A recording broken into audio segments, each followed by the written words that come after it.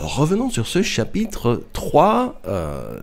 Paul parle du caractère unique de son rôle, qui est celui d'apporter cette bonne nouvelle aux non-juifs, et même s'il est en prison, il loue Dieu de lui avoir donné la chance de voir cette famille de l'Alliance croître au point de devenir si grande. Paul clôture donc la première moitié de cette lettre, chapitre 3, on l'a vu, avec une autre prière. Cette fois, il prie pour que les disciples de Jésus soient fortifiés par l'Esprit de Dieu afin qu'ils saisissent pleinement et comprennent l'amour que Christ a pour son peuple. Quant à la seconde moitié de la lettre, elle débute donc avec un Paul qui passe à la vitesse supérieure.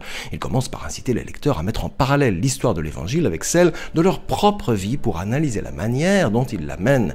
Paul commence au chapitre 4 par aborder les aspects de la vie quotidienne de l'Église, car elle est une grande famille rassemblant tout type de personnes. Alors il insiste sur le fait que ces personnes ne font qu'un. Le terme unique est capital dans ce chapitre. Ils forment un corps unique, rattaché par un seul esprit, ayant un Seigneur unique, une foi unique, une raison unique, un baptême unique. Ils croient en un Dieu unique, ça en fait un paquet d'unités. Cependant, Paul précise que l'unité n'est pas synonyme d'uniformité. Il poursuit en détaillant comment la nouvelle famille en Jésus est composée de plusieurs types de personnes vraiment très différentes les unes des autres, mais ils sont tous équipés de l'unique Saint-Esprit, chacun utilisant ses propres talents et patient pour servir et aimer son prochain et bâtir l'Église. Et là, il utilise deux métaphores vraiment géniales.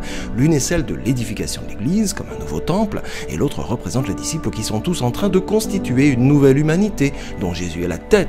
Cette nouvelle humanité est une métaphore qu'il va continuer d'utiliser dans les deux chapitres suivants. Paul incite chaque chrétien à ôter son ancienne humanité comme un outre de vieux vêtements, puis à revêtir sa nouvelle humanité dans laquelle l'image de Dieu est rétablie. Il poursuit ensuite dans cette longue section où il oppose cette nouvelle humanité à l'ancienne. Ainsi, au lieu de mentir, par exemple, ces nouveaux humains doivent dire la vérité. Au lieu d'entretenir la colère, ils résolvent leurs conflits dans la paix. Au lieu de voler, les nouveaux humains sont généreux. Au lieu de se livrer à des commérages, ils se servent de la parole pour encourager leurs prochains.